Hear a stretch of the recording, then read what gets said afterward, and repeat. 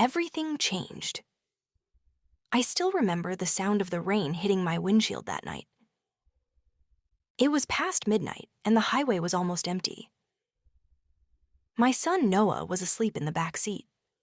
He was only 4 years old.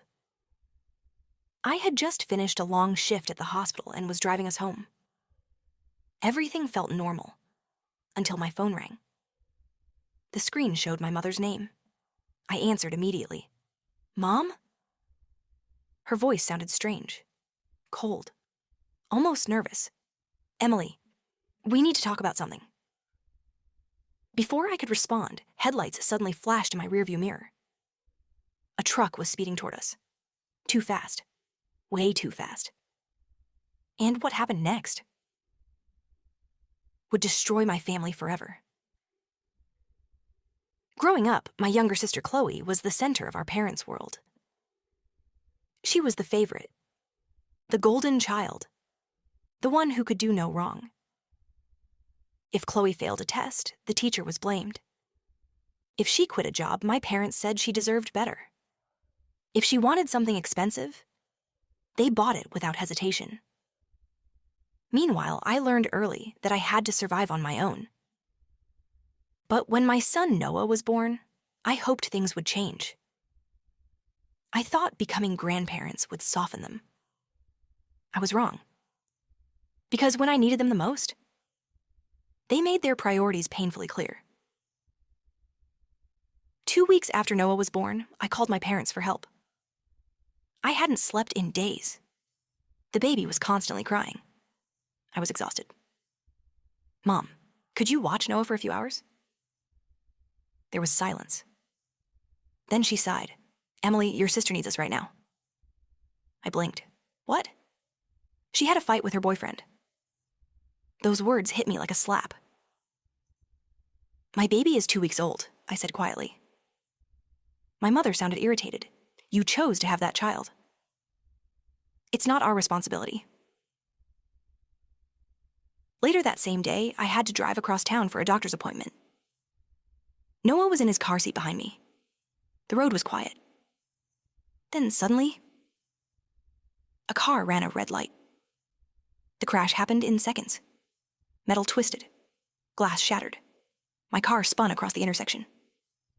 When everything stopped, I heard Noah crying. And in that moment, I realized how alone we really were. The doctor said Noah was okay, just scared. But I had a fractured arm and a concussion. Lying in that hospital bed, I called my parents again. "Mom, we were in an accident." Her response was immediate. "Emily, this isn't a good time. Your sister is having a meltdown." That was the moment something inside me finally broke. Later that evening, someone knocked on my hospital door. I expected a nurse. Instead, it was my grandfather. His expression was dark. "Your mother told me everything was fine," he said. I looked at him in shock. "It wasn't," I whispered. He gently picked up Noah and smiled. Then he said something that changed my life. "Don't worry, I'll handle this." Over the next few weeks, my grandfather started asking questions. What he discovered shocked him. My parents had been telling relatives that they were constantly helping me financially. In reality, they had never helped me once. All their money had been going to Khloe.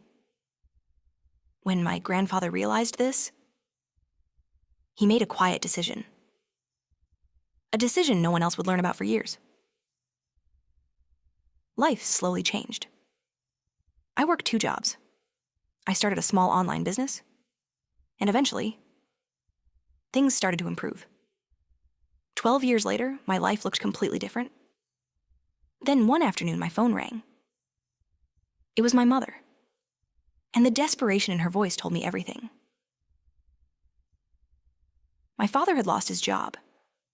My sister was drowning in debt. They were about to lose their house. I invited them over for dinner.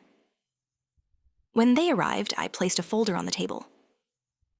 Inside were legal documents. My grandfather's will, He had left everything to my son. My parents stared at the papers in shock, and I calmly repeated the same words my mother had once told me. You chose your priorities. This isn't my responsibility. For the first time in their lives, the golden child didn't get saved.